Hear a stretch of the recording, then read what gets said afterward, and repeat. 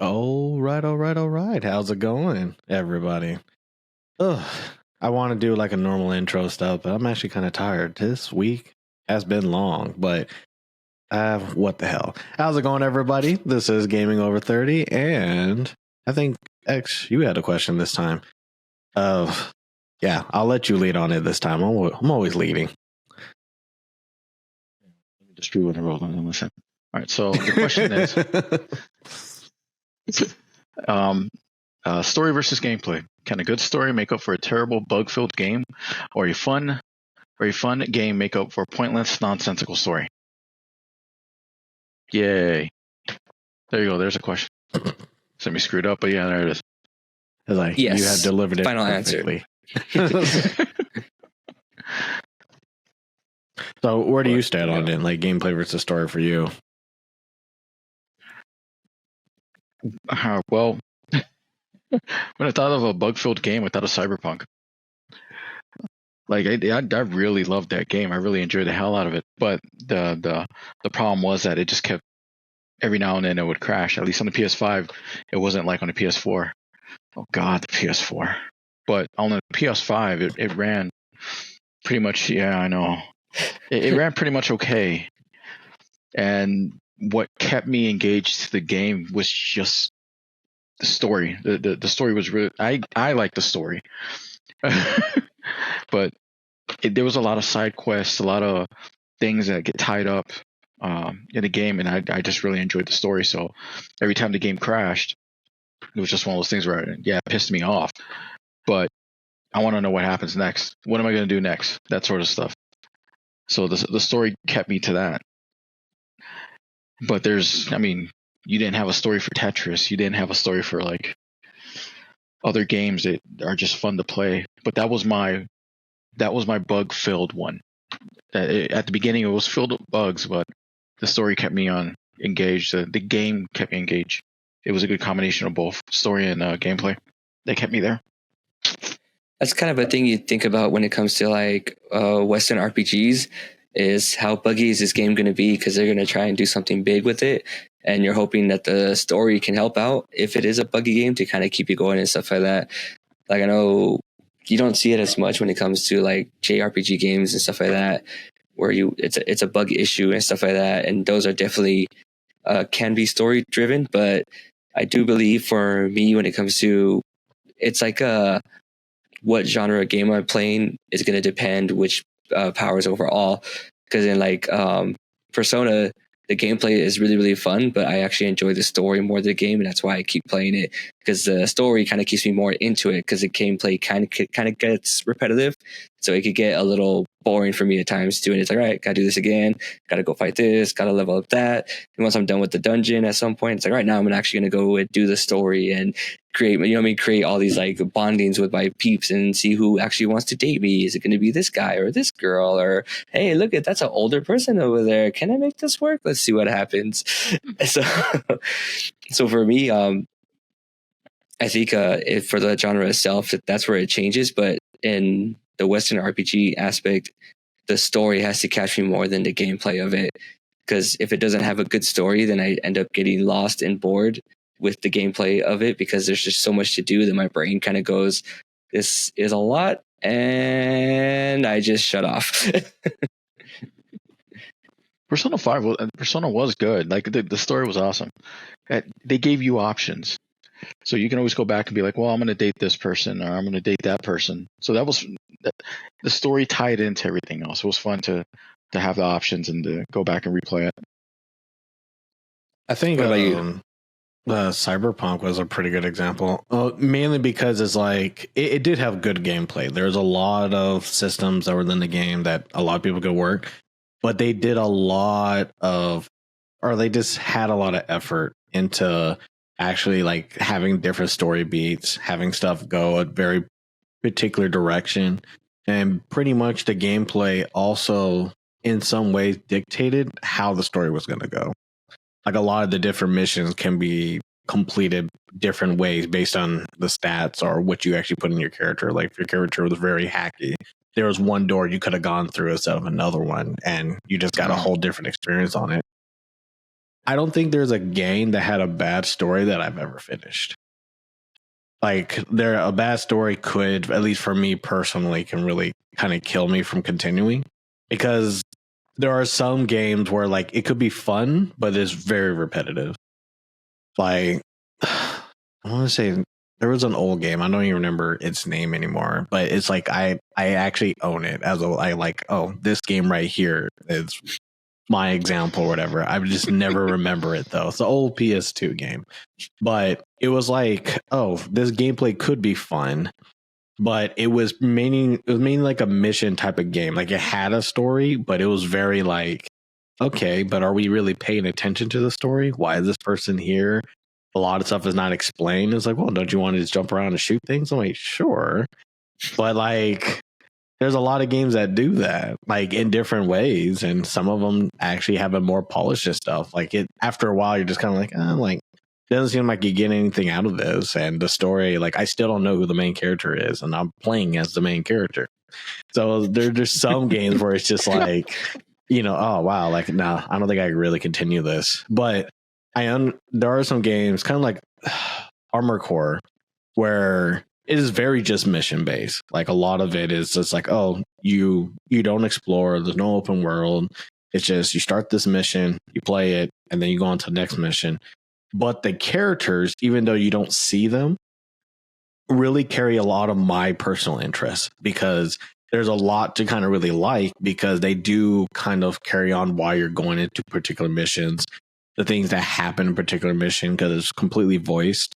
Like I don't think there's a part at all where like you actually have to read. Like almost every little part in this game is voiced. And so it's like, even like the kind of like the AIs and stuff like that, they all talk to you and stuff, and you're like, that AI is going to screw me at one point. I already know. But it's just like they give you enough of the story to where it's like it makes everything interesting and makes you want to replay it.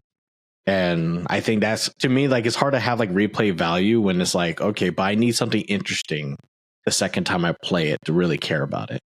If I'm not really introduced to it, then I'm really kind of just trying to be a completionist at that point. I've never really been a completionist type of person.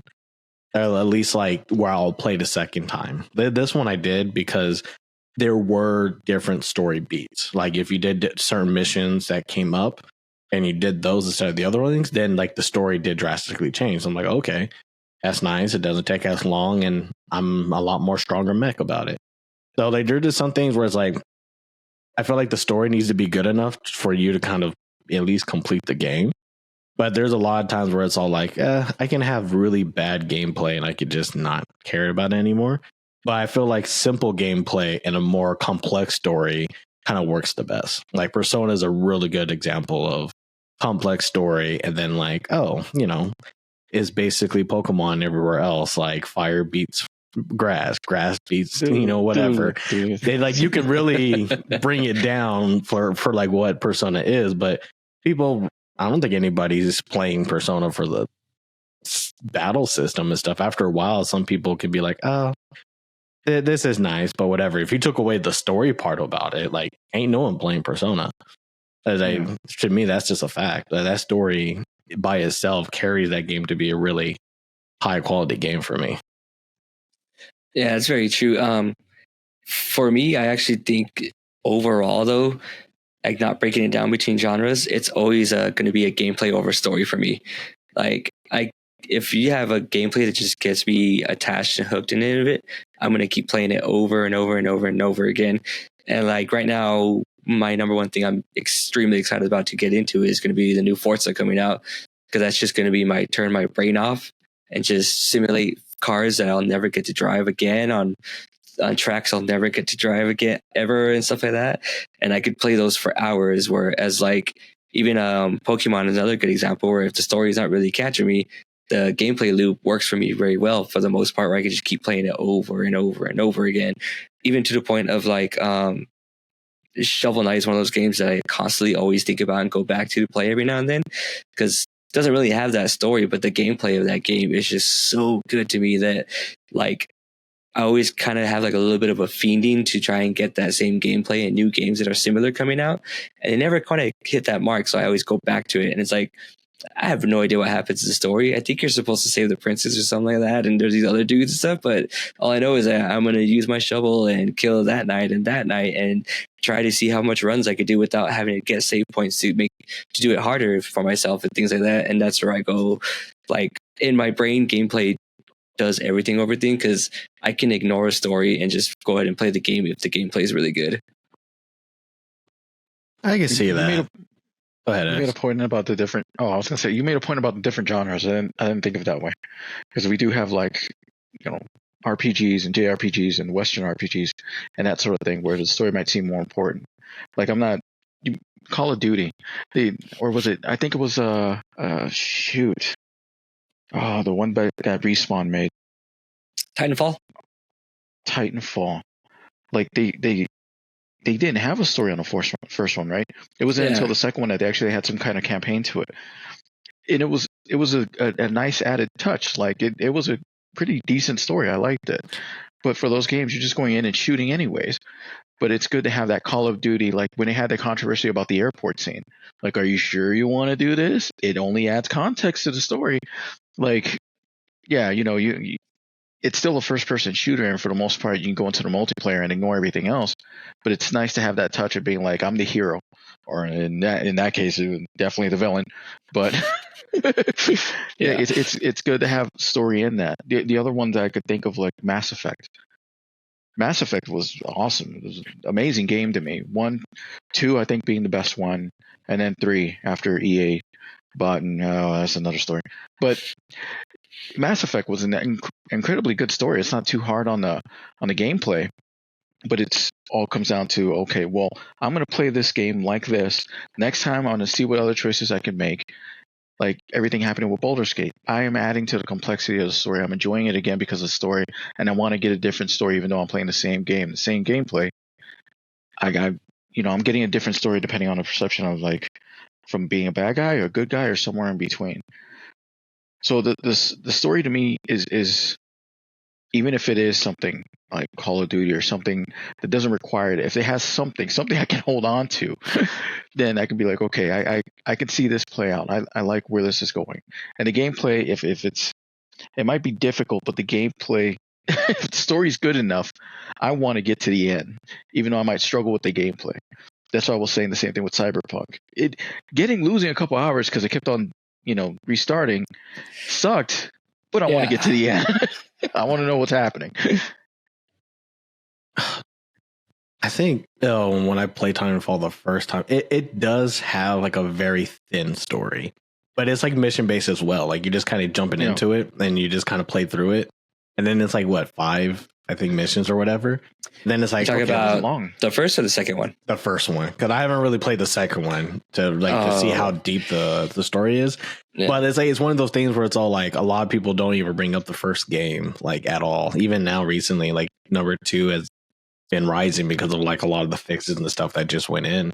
And it's just one of those things where it's all like, the story I feel like does make a difference between those 2 titles, but of course the gameplay as well.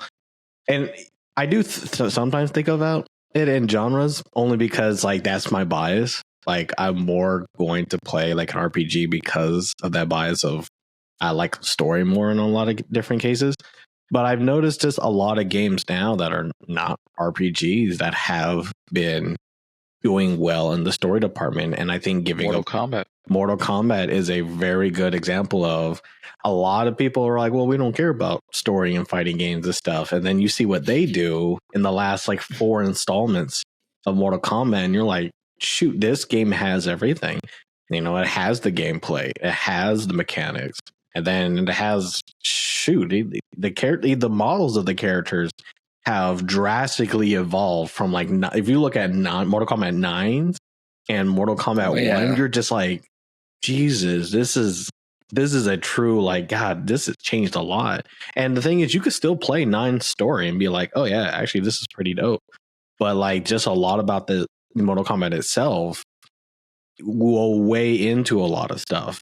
And if anything, like, I think some parts of Mortal Kombat 1, I think kind of like to go around and play all the other stuff is probably, like, more of the detriment than the story is. Like, the story could be simple and stuff, but it was really executed well. And people are like, oh, I just wish it was longer, if anything. Yeah, they had blurbs. They had blurbs for the characters. Mm-hmm. So it was just simple like blurbs for that stuff.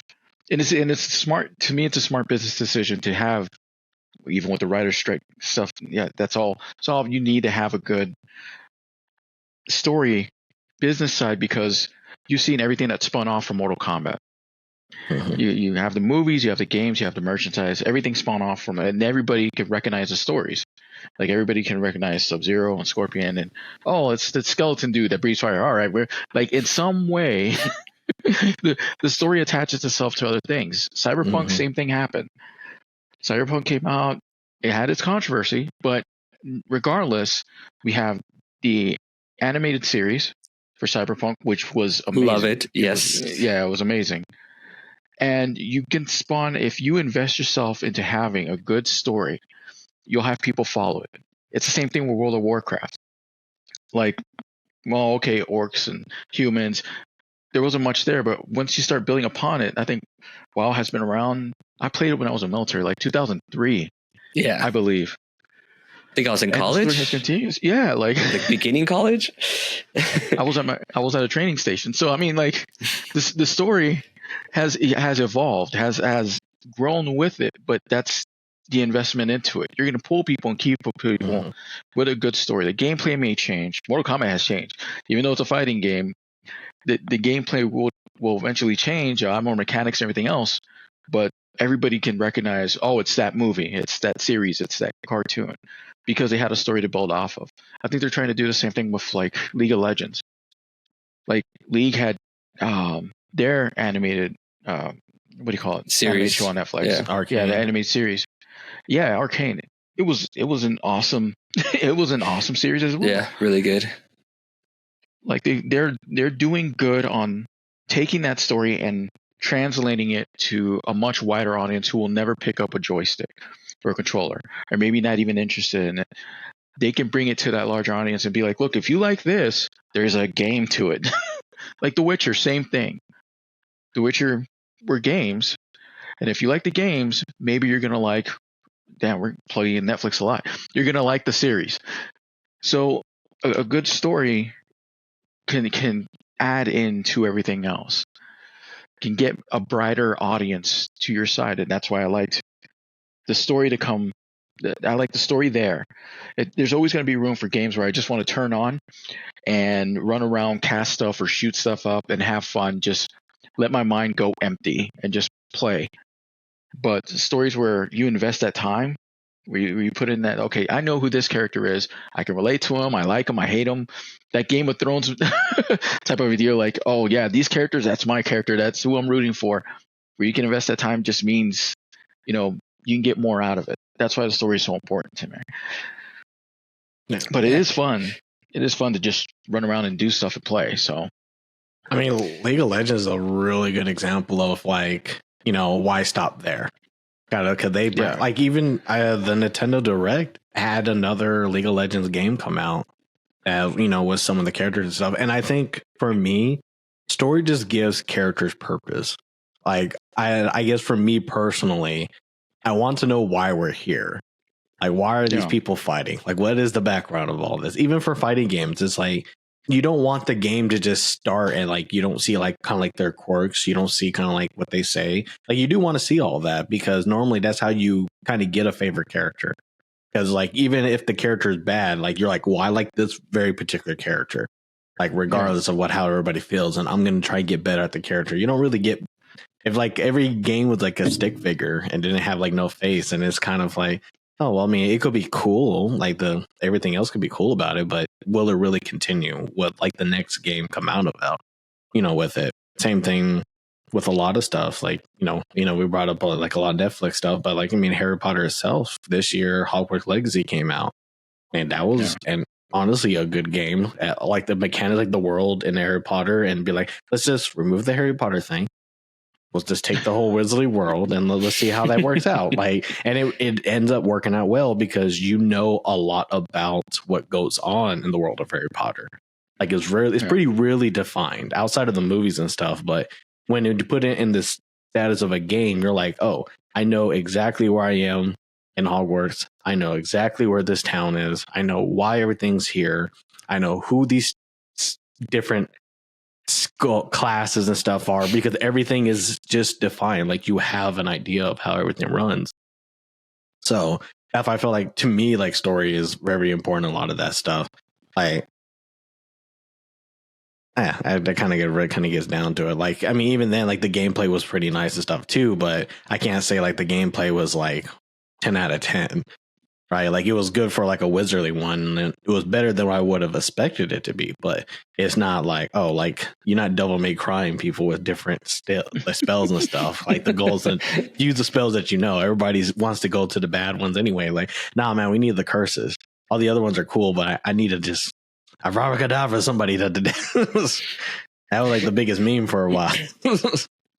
So what's a good game that you can think of that just the story doesn't even matter? Like, there's no story. It's just you just want to play it. It's just fun to play. If you think about it, the older Metroid series were like that, because I mean, there's like a little bit of storytelling through the environments and stuff like that, but no one talks, no one really does much. They try and add a little bit of lore when they went into Super Metroid and stuff to connect it together, but at the same time, like, the quality of the gameplay of like Super Metroid itself alone is what everyone loves about that game. You know what I mean? Like, just the ambience feeling it has in the game design of it when it comes to the whole world, the sound design of it, the mechanics of the game and stuff like that is what everyone like thrives and always talks about that game from the early 90s up to date. And people still think of, when you talk about a Metroidvania game, they're talking pretty much about like Super Metroid, or even like Castlevania Symphony of the Night, another game like that where the gameplay is just top tier, that other games try to replicate that type of taste, which is like what Hollow Knight pretty much did. And you don't have to have a huge amount of story in the game, because the gameplay itself helps to tell the story, but it's what entices you to keep playing it, keep doing it, and moving forward with it. And yet another Netflix series. Hades kind of does that pretty well, right? Like, you know, you get enough story to kind of tie in your deaths together in some case, but like most of the time you're running out there trying to, like, you know, win and beat the shit out of just get as far as you can.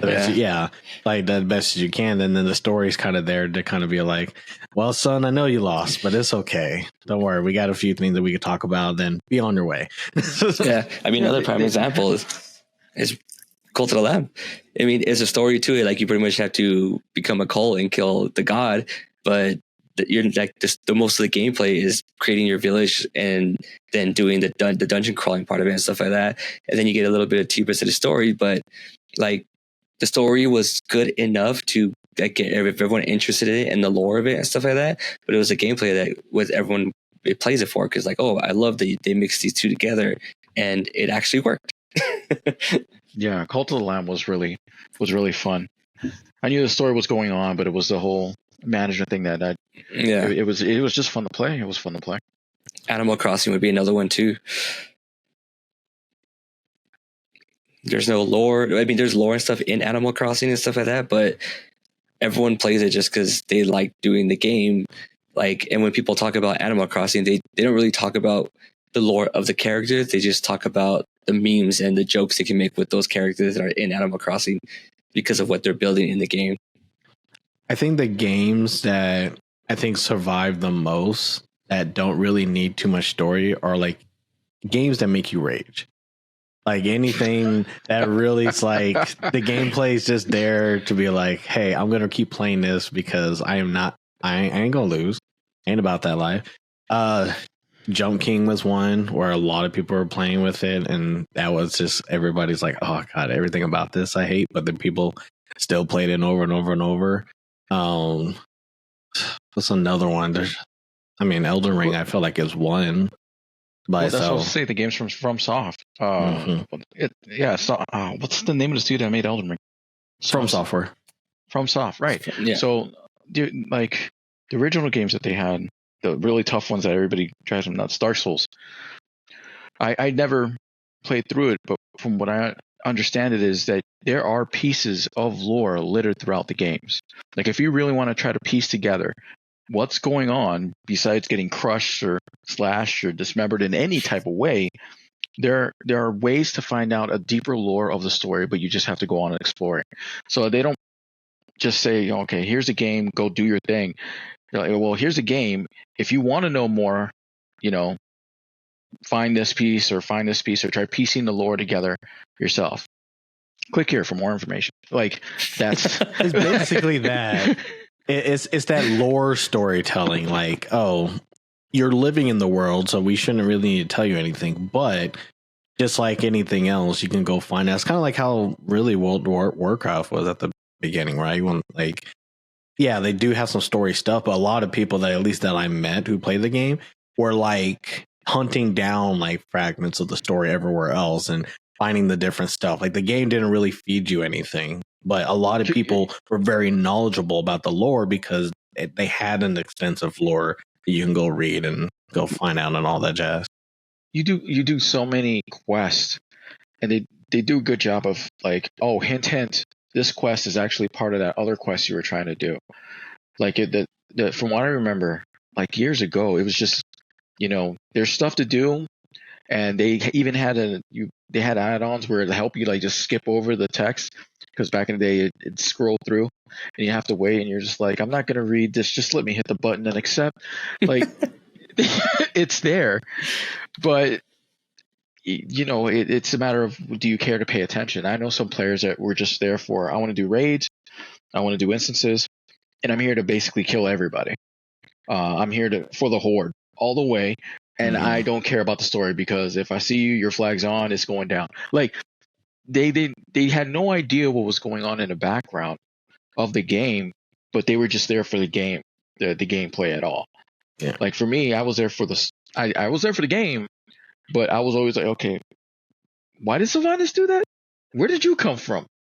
Who the hell are you? Like I would do these quests because I want to know what's going on, but they made it a lot more.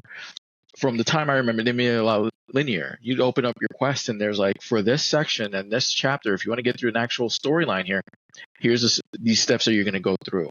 Back then it was just, I'm going to pick up this quest and I'm going to go do that.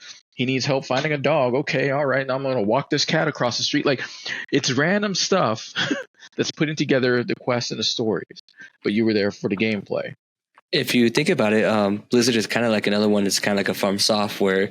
The gameplay is what is the main attraction of the game, and then they add lore around the gameplay and then start broadening it and expanding it from there. Like Overwatch is another example, StarCraft is another example from it. So if you think about it, that's kind of Blizzard's bread and butter, when it's just like get amazing, great gameplay feeling and then build a world around it to then get people to stay more enticed. And if they want to find out more about it, then they go and do it. Yeah. I would say companies like Blizzard are just good world builder developers. Like a lot of their characters, like they make sure they fit, but they make sure the world is there for them to fit in. Like I know we talked about it before, like the 3 levels of Strange, or like the 3 like corners of it, and you got to pick 2, and like the Forsaken one. And I think the world and character, I think, is what they're the best at. Like I think stories don't like the thing that kind of gets hit. But it's because the world itself tells the story, and I think they're fine with that. Same thing with like stuff like StarCraft. Like I played StarCraft a lot, and ain't nobody really know what kind of was going on in StarCraft unless you actually owned it. And like it was like, okay, I'm gonna play by myself in order to play through the story. But I probably clocked in more like versus with StarCraft than anything. Like, I'm here for the Zerg rush.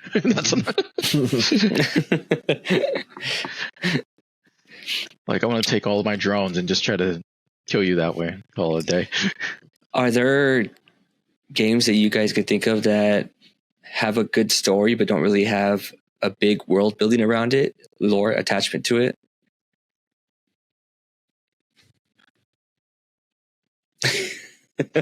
Yeah, right. Like I could think of one game, and it's like it's a French indie game called Greece. And it's like kind of like a simple platforming game and stuff like that. The art direction for it is like fantastic and stuff like that, but it tells a story of like the stages of grief in a way. And like for me, it was one of those games where it didn't really have much world building for the area that you're in and stuff like that. But the way it told the stories of how this person was going through their grief, it hits really, really well. And it does it in a sense of not really building a big world, but just hitting the points and to realize like the feelings and stuff that that person's going through as you play that game. I feel like old Mario was kind of like that though, or where it's all like you have no idea why a plumber is in this world and why he's fighting all these different things. I have absolutely no idea. He was trying to fix a pipe, man. Yeah, like the only like the only pipe that there was just like, you know, the green pipes that you go through. Outside of that, you're like, I have no idea why this man is here. How did this man know a princess? It's like, that's also kind of a Nintendo thing if you think about it. Donkey Kong doesn't really have much stuff around it. Even The Legend of Zelda up until the recent Breath of the Wild didn't have, like, it's just different times and stuff like that, different things, and it's like, wait a minute, how does this connect to this? And you have everybody trying to put all the dots together, and it's like, I think they just wanted to make a world with Link in it. I try to watch a YouTube video just so I can keep up with Zelda, and they're like, this is different timelines. I'm all like, they had a Marvel universe before Marvel had a universe. Like, Zelda this time, but he didn't make it in this time. But if you pick this option during this time, he might have died. So I actually do like those videos. Yeah, like those videos go into some real deep stuff, and you know, you're sitting there just all like, was that the whole point of Majora's Mask the entire time? Like, yeah, I haven't played all or many or probably one or two Zelda games, but I just had to watch that video because I forgot who showed it to me. They showed me like the book of the different timelines. And I'm like, this is still Zelda? They're like, yeah, there's 3 different times. The dinner branches here. I was like, okay, so I'm just going to Google it and go to YouTube and have someone try to explain this to me. Like, I have a question about that. It's a 2-parter, but let me ask the first one. Is there a game where the gameplay, like some gameplay mechanics, stop you from even trying to play it?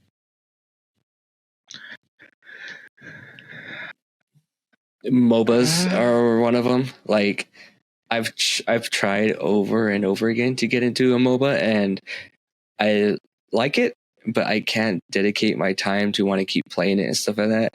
Like, I started off with League, and then I couldn't get into it, and then I even tried to, when they did that Pokemon MOBA, I was like, I'm gonna play this. This is the one. I'm gonna stick to this.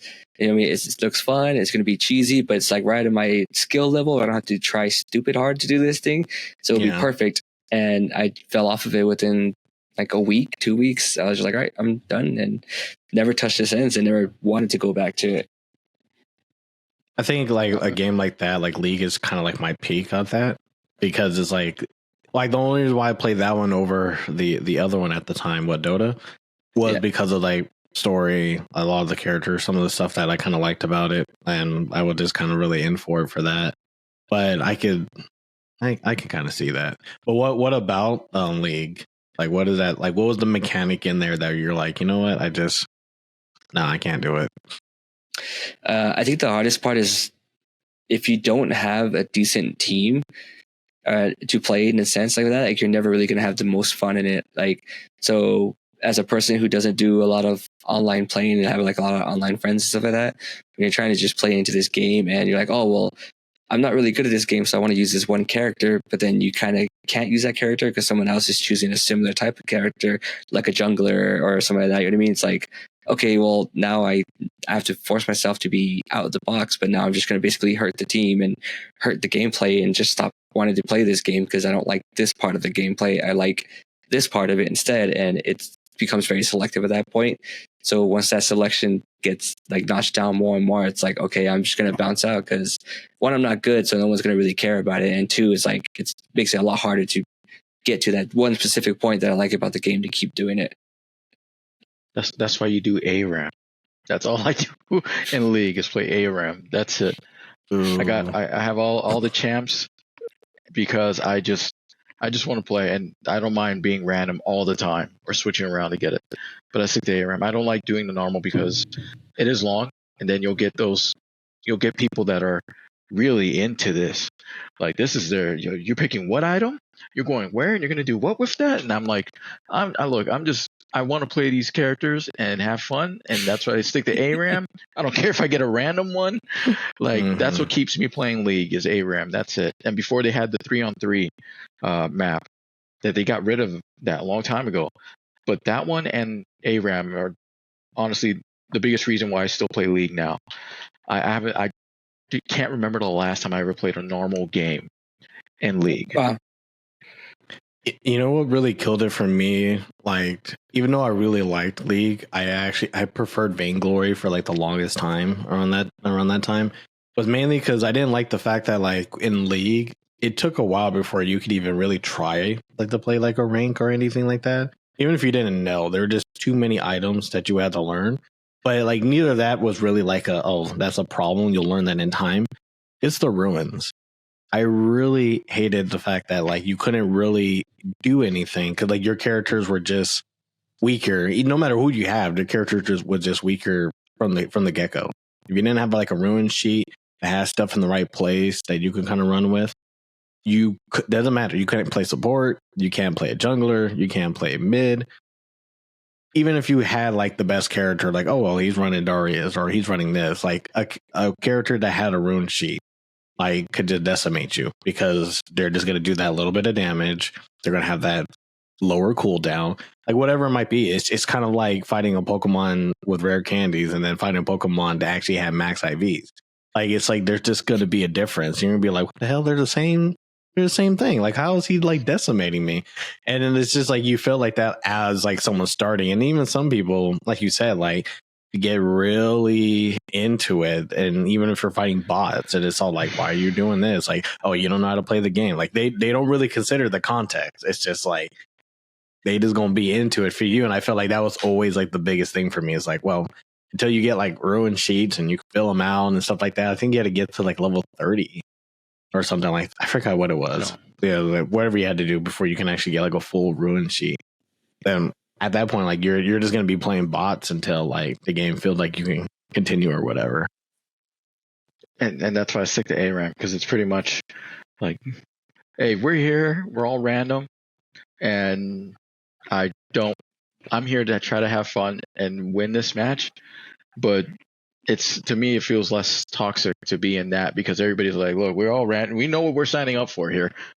Like I know why you're here. Yeah, like I was not to be judged, just to have fun doing what I'm doing. So what about for you guys? What's a gameplay that throws you off? I'm starting to dislike crafting and a lot of stuff now. I would always think that it would be pretty dope, but there are some, like those survival games like Don't Starve and all that kind of stuff where like the main thing about it is crafting. I tend to really not like those games. Is this a game that kind of just throws you in, doesn't tell you how to play, doesn't tell you how to do any of the stuff, but it's like, oh, what do you do when you're in the middle of a forest? You start cutting down wood and all that other jazz. Oh, but by the way, there's monsters. Like, well, how do I fight them? How do I do any of this? And it's like, well, you got to, get some stuff, man. You got to go. I was like, what? I don't know what to do. And so like games where it's like just a crafting system, I'm just kind of like, nah, like those surviving crafting systems is not me, but I'm starting to not really like it in a lot of other aspects. Like, there's sometimes they just put a crafting system and stuff that's like, I really don't care to get this and that to make a weapon. I just want to really buy it or at least get it from a quest. At least if I beat the boss. And you know what? It was a Cyberpunk, but at least then it's like, okay, like I can kind of see it. But though that was probably like one of my but like least favorite things about Cyberpunk is because it's like you really had to hunt for a lot of this stuff. Like, and some stuff you did have to get from like a particular like quest or where like the mantis blades and stuff like that. You had to kind of raid a body or something like that. But there are just other stuff where it's just like, I got 5 of the same gun, but this one's rare. This was not. This one has this. And I gotta go take it here. Let me go. Else. Yeah, like it was just like stuff like that where it's all like I feel like it stops you from enjoying a lot of the other stuff. Like it's just such like a time sink.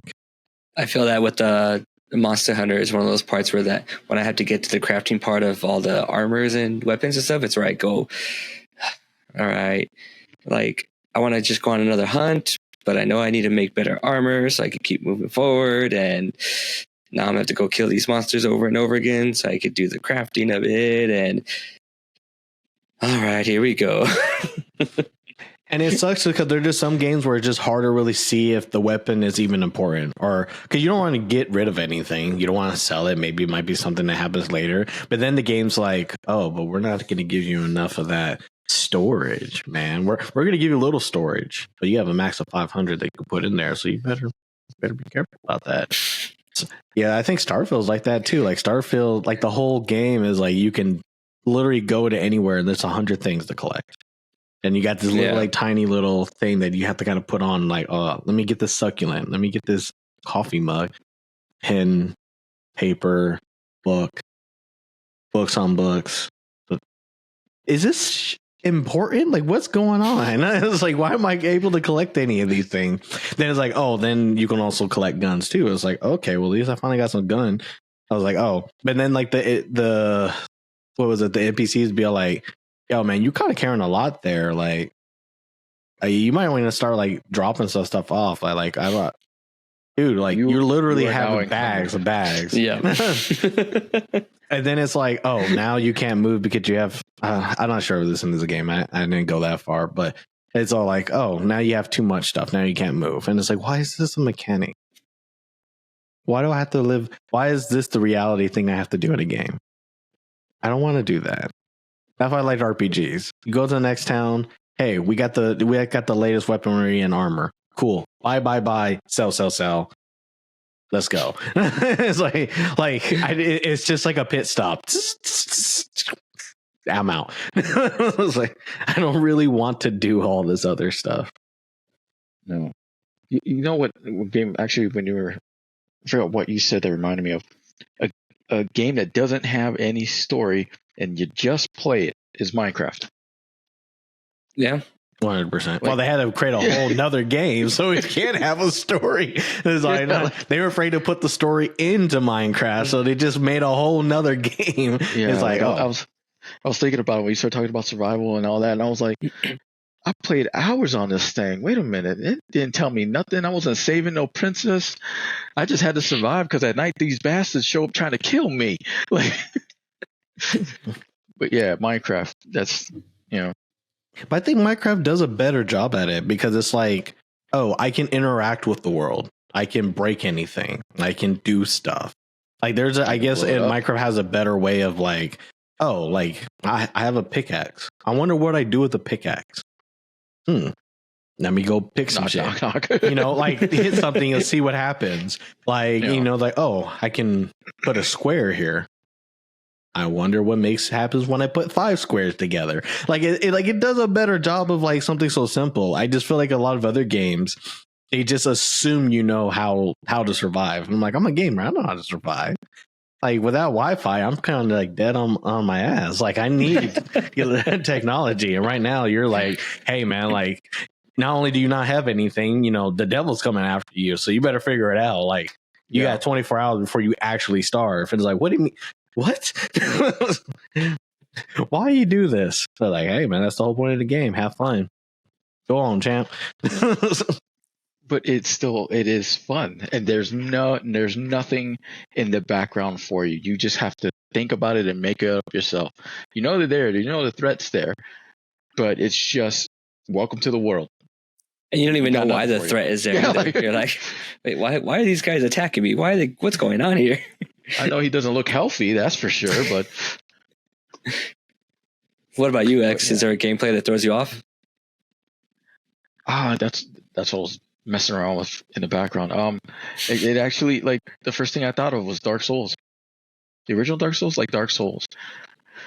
Like I understand hard game, Nintendo and Super, like, I understand hard games. Like there's no put in a password, and I get it. I do. But I just want to relax. So like games that like Dark Souls is fun, but I just spent 2 hours and you're going to crush me in 5 minutes and then I got to take on this fool again with less experience and my stuff's gone. Like it's that mechanic. I think that's what killed me from that whole series, like Demon Souls, where it's like, wait a minute, I get double punished. Not only did I have to go all the way back down, I am technically still dead. I had to fight my way out of hell. and then I have less health and all this until I get back to the same spot I was. Yeah, like, and then it's like, hopefully I get to try again at the thing that said, "Stop it, get back down there." I wasn't ready to see you yet. Go away. and that's the thing. Like it's fun, but there's a point where, like I said, I would just want to turn off.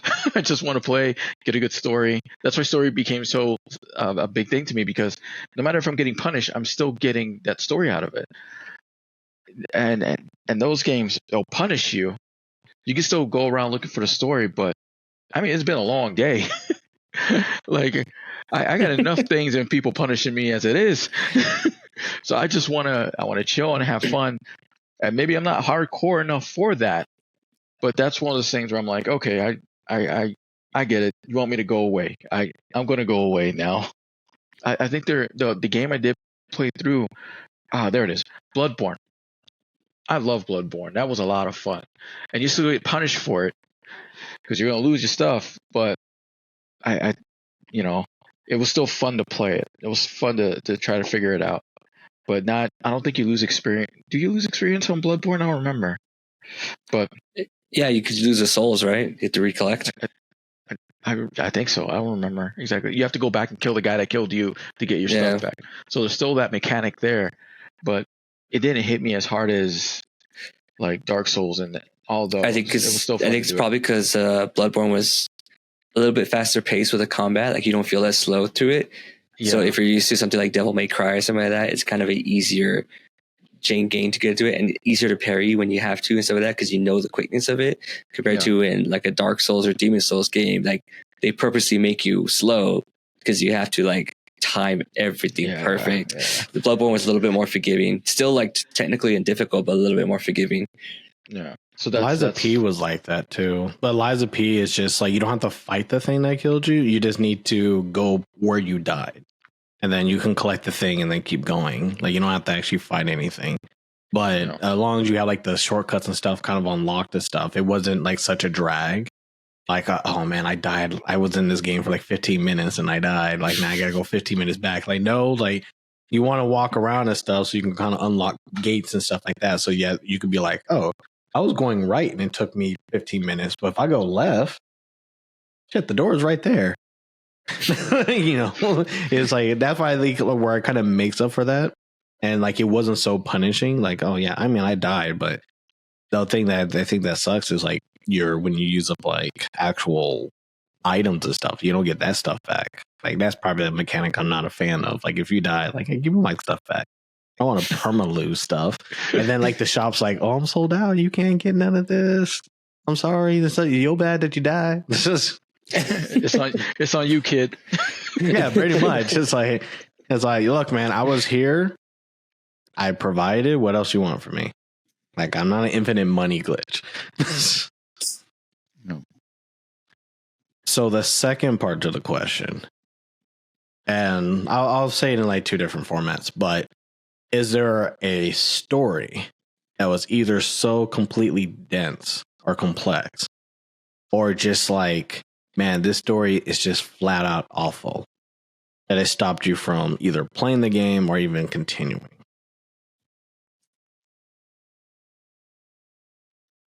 That's something I'm going to have to think about, because I'm not the biggest crazy one about story.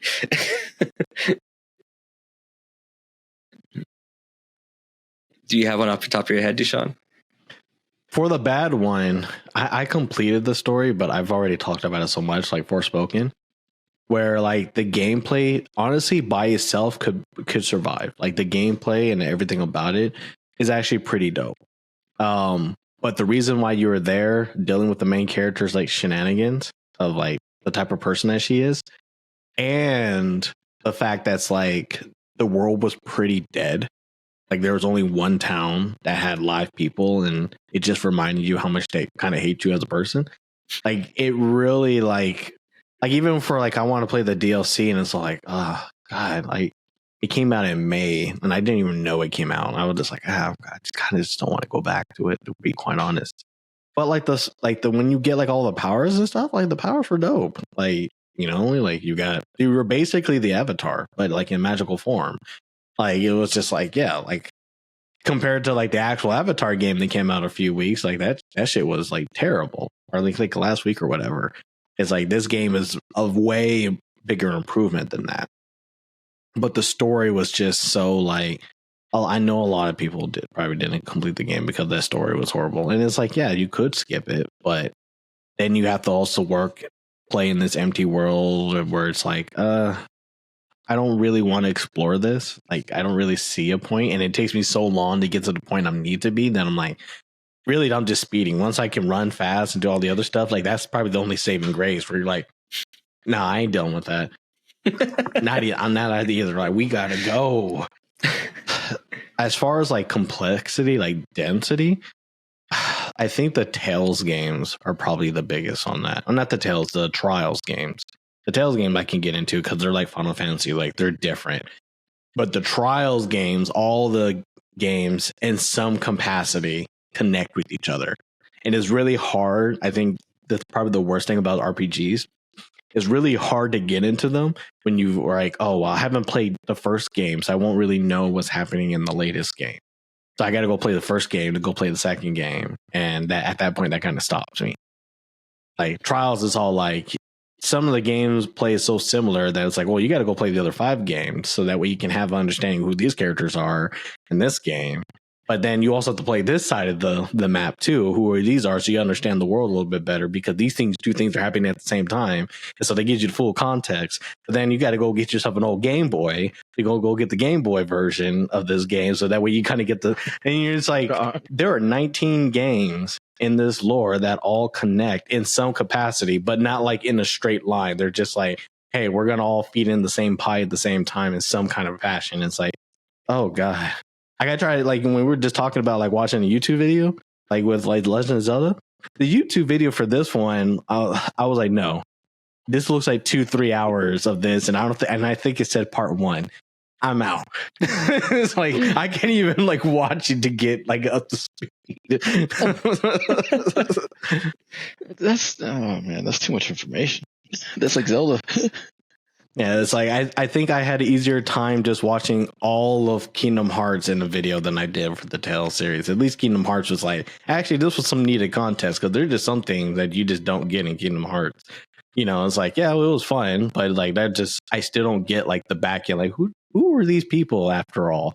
But it's like, I appreciate that. But like this game, I was like, I realistically probably won't do this because not only is the story and stuff so dense, the games are like 50 hours each. They're traditional RPG games. Like they have the characters. I think one of the ones that I did like had like 12 playable characters in your team or something like that. And these characters do continue on a lot of games. And so It's like, you're talking about like a game that's like 50 hours, like if you're trying to just play it, not if you're trying to do everything around it.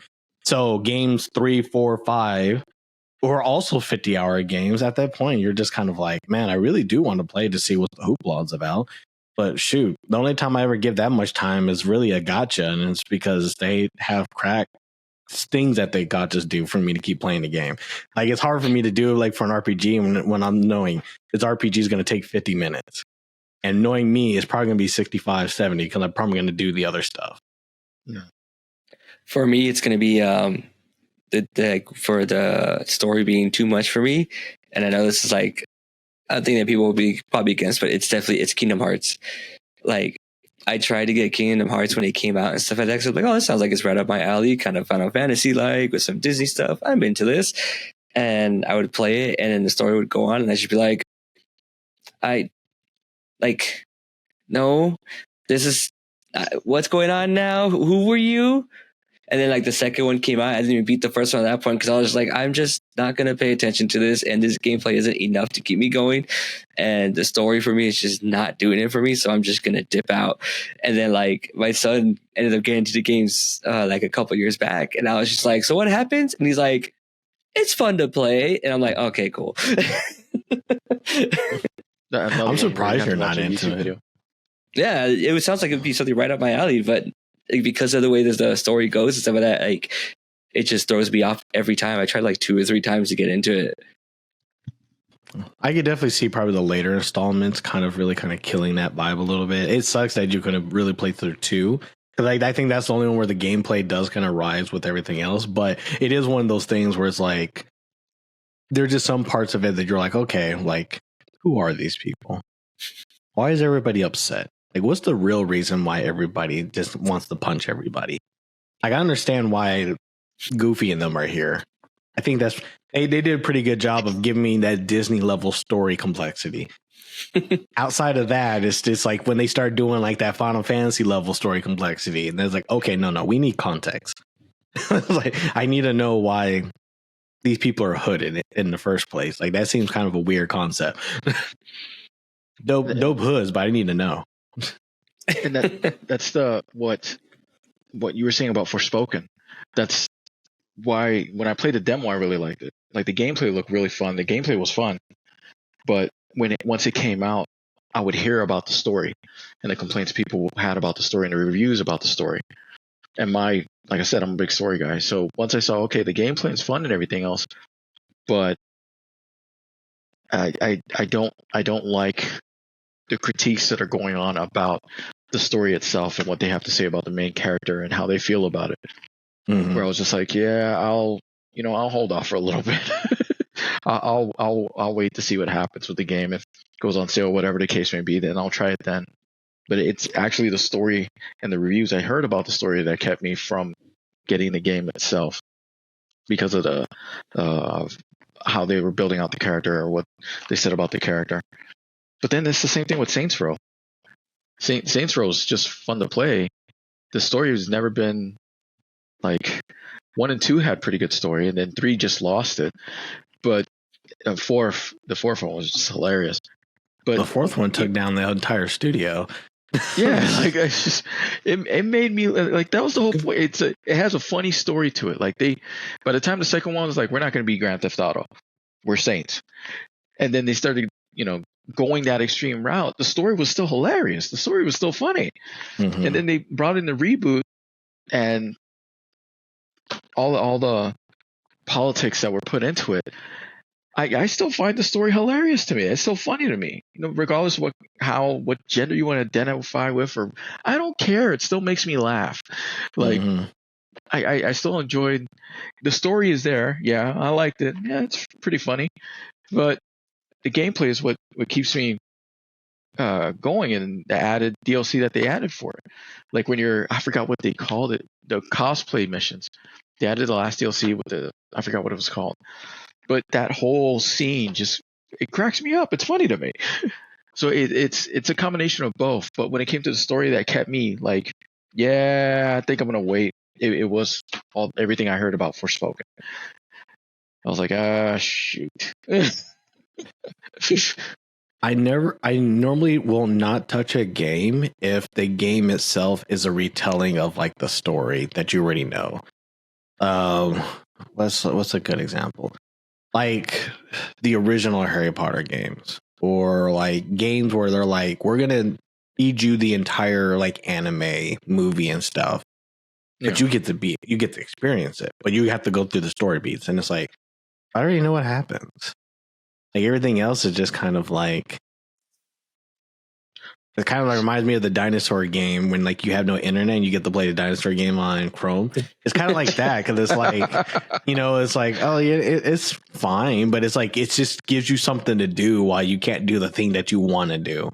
So what about things like Resident Evil? They've been remaking and re-releasing those games for a bit now. I think my difference for like, when it's like those games where it's like, okay, the original was a game that had like a focus, like Resident Evil 4, I think is a pretty good example where it's like, yeah, like the story, but they did do a lot more work into making that story a little bit different. Same thing with like Final Fantasy 7 Remake. Where the remake game is almost just as long as Final Fantasy 7 3 disc. And it's still like the first disc. Like, there's a lot of context that game went into to be like a very different experience. And I think those are the remakes that I like ones that kind of put in those kind of efforts. Games where it's just like updated graphics but it's like everything else the same, like I'm not really touched. Like, I don't really care to play like a lot of the old games, but somewhat like the same. Like I do know there's people out there like they do want to play like their favorite games and stuff like that. So I'm always okay with it. But not in a case where I'm going to pay like 50, $60 for it. Like it's just like that game's already kind of been out. You already played it. You're not adding anything. Like you barely even changed the music, which now you can master a lot of these music to be like a lot better than what they were before around that time. Yeah. But I think when it comes to like a lot of the anime games actually kind of make me more mad about it because it's just kind of like, hey, don't you want to play Full Metal Alchemist and actually go through all the stuff? But then you're doing stuff that's like, why am I here? I don't even remember this in the story, but I don't feel like this is the experience that I want.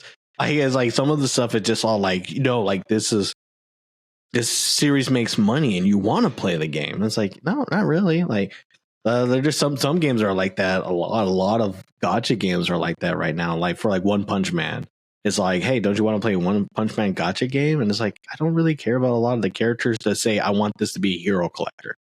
Like, oh, I want to get all these other characters that I really don't care about. Why am I doing this? Was the Last of Us remake one of those that you didn't really care about playing because they didn't really do much to it? I mean, they changed up the gameplay and stuff to be more like part 2 and stuff like that, but it was pretty really much much different. So I didn't really play that because like the original one, there are some graphical differences, but that's all they are. They're graphical differences. It's not a strong retelling of everything that happens in the first game. And I mean, the first game was like what, PS3, kind of like later PS3 or whatever. And like the remake, like it wasn't really like. It wasn't super big, but it's like it gave like I appreciated the show more than I appreciate them remaking like the first game because it's just kind of like like I got into different media where it's like they could do something completely different. A lot of times it just doesn't work well for me the opposite way, but it's just one of those things where it's like I'm not gonna really play that if like I got what I have because like that game, like The Last of Us, is a game that I probably wouldn't play again because I got everything out of the story that I wanted to. Like, I can't have those feelings again. Like, I can't experience the stuff that the story really kind of sell to. And there's just some stuff like the beginning of The Last of Us 2. Like, I'm already over it at this point. Like, there's no point in me going to play to see what happens at the beginning of that game. And so it's just like there's just some of that stuff where it's like, like the story itself. Like that's the only bad thing about story is like you don't really want to read it again or watch it again as much because if you already were invested, like you're going to be invested so much. Like you can only have the same feelings of the Pokemon when he first came out than you can have in the 10th installment. It's just kind of like one of those things, right? Like there are just some things where it's all like, like this. If it's like a replay story or if you just know like, oh God, no, this ain't it. Like, it probably would stop me from playing. Like, even if it is like a good gameplay. And that's why I appreciate games where, like Cyberpunk, its main story is going to be the main story, but you have 3 different things that you pick up each time. If you're running it as a Street Kid Corpo or as a Nomad. That same thing with games like Mass Effect and all those other ones. Like, it doesn't have to be linear. You can still get a good story. It's just, you just have to play it again from a different perspective. Yeah. And I still haven't beat The Last of Us. I know. I still haven't beat the original Last of Us. Neither have I. Okay, then we're good. No, Chris is an Xbox guy. Of course he has it. You have like how many PlayStations? It's like, I don't want to hear from you. I've had a PS4 and the game. I just never finished it. You borrowed a PS4 in the game. You might as well just say like, I played it at Blockbuster when it was first coming out in the demo. like that. That's not the same thing. I've been telling you to get a PlayStation for a while now. Yeah, I agree with him. You should get a PlayStation. Someday. But I don't know. There's certain games that will take me over the hill when it comes to story, and will keep me there. And then there's games like, unfortunately, Forspoken, where I hear, it's an amazing gameplay, but the story just rubbed people the wrong way, or it wasn't good enough, and that will keep me away from it. So, to me, it's a big factor. Short of like you said, like games where you just story doesn't matter. I'm here for the gameplay. So, I guess the final thing we can try to like head towards the end of this is, you personally, would you consider yourself a gameplay or a story person? Me, Yeah. I like. I consider myself more a story person. I want to. The gameplay's fun. I can come back and play it anytime. But a good story where you can connect to the characters, and that's like the first video we did. If I can, it's escaping from what's in front of me now, being somebody else. And a good story would take me from who I am or where I am, good or bad, and put me into another character's decision, another world, another universe, any of that. And it's just to escape. Gameplay will do that for me, but not as much as, oh, I remember this character and this story and what happened and how I felt at that time. Whereas gameplay is just, I'm having fun. I'm having fun and it's fun to play it. And there's no character attached. There's no moment attached. There's just, it's just to game it, just to play it. Because I can What remember about you, a good DuShaun? story moment, but yeah. Honestly, I mean, I'm probably going to be more story. Like, there are some games that I'll like for the gameplay, like, because that's kind of like their thing, like multiplayer games, massive multiplayer games where it's like you of course you want to be there for like the play, because it gives you the opportunity to bring like other people into it to also make it fun on top of its gameplay. But like, just kind of like before, like when you have a game that's like feels like a full package, I don't feel like you can get a full package game without story. Like, there always will be a time where it's like Mortal Kombat is a high value product more so than DNF, even though DNF has really nice accessibility for like people to get into fighting games. There's going to be why I'm going to like Persona 5 as a complete high value product versus like any gacha game that I play, because one of them is doing a full package of everything. And so to me, like, the story and the reason why people are there is always going to be like a big thing for me. The reason why I could get into it is one of the reasons why I remember a lot of those games. We talked about Shadowheart. I mean, Shadowheart, we still remember like to this day, and there's not a real reason for us to. It doesn't have the most remarkable gameplay, even though it was unique. But the story for it and everything that you did was the most kind of iconic thing about it. And so a lot of these other games are going to kind of be like that. And honestly, Assassin's Creed is kind of like that too. Like, there's sometimes in Assassin's Creed where the gameplay is like, man, this is kind of repetitive, or it's like it's not really lining into the assassin part sometimes. But then it's like, yeah, but I really like a lot about what they do in the game. So for me, like, story kind of really is going to really kind of get me through stuff more than gameplay. I like gameplay, not, I like doing stuff and like innovative gameplay as well. But like, story to me is like where I feel like I can have games in that 9 to 10 range. For me, it's going to be gameplay all the way. Half the time I won't remember a story. I'll remember like memorable points of the story. I'm like, oh man, like this got me really good. But the gameplay is what has me wanting to keep going and keep being a part of it and keep playing that game, as well as being excited to play the game, because that game could have one of the best stories ever. Insert Last of Us, but the gameplay, if it doesn't catch me to keep me going to play the game, then I'm going to end up dipping out and be like, all right, well, like, I'm getting bored here of the gameplay part of it, so I'm going to dip out and go on to something else that's going to keep myself to more entertained and more in the zone of wanting to play a video game and stuff like that. And then when it molds together really nicely, like, I know you said you haven't played Titanfall 2. That's one of the ones where I think you should really take time to play that campaign, because it probably has one of the best first-person shooter campaigns like ever. And the gameplay of it is also just like top notch. So you get like, for me, it was like, oh, I got this amazing gameplay of like this first person shooter that I'm having so much fun with, as well with like adding like the giant mechs in it. And then the story on top of it was like that cherry on top for me. That's what it always is when it comes to the story part. If it's really good, it's just like that cherry on top where it's like, all right, that's great. And even in the Persona parts, like the gameplay mechanic of doing the friending and creating the different personas and stuff like that to become stronger and stuff like that is what keeps me in the game. And then the story is that cherry on top. It's just like, oh yes, that was chef's kiss right there at the end. You know what I mean? Like that's how it really, really works in my brain.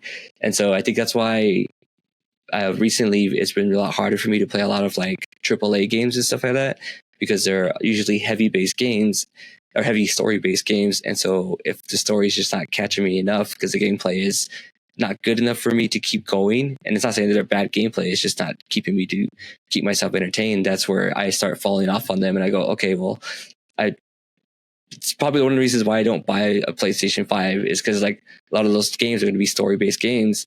And it goes, okay, well, like I have that fear of I'm going to spend my money on this console and I'm going to buy these games, and then I'm going to be like, oh, well, I didn't finish it because of that reason. You know what I mean? I think that's a pretty legit fear on that. Even though there's God of War, but it's like I do recognize that there are just some times where it's like it's really hard to kind of dive into something when you're like, I'm not really into that one thing.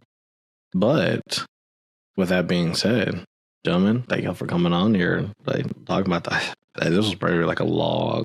I don't think we've actually had a gameplay versus story conversation before.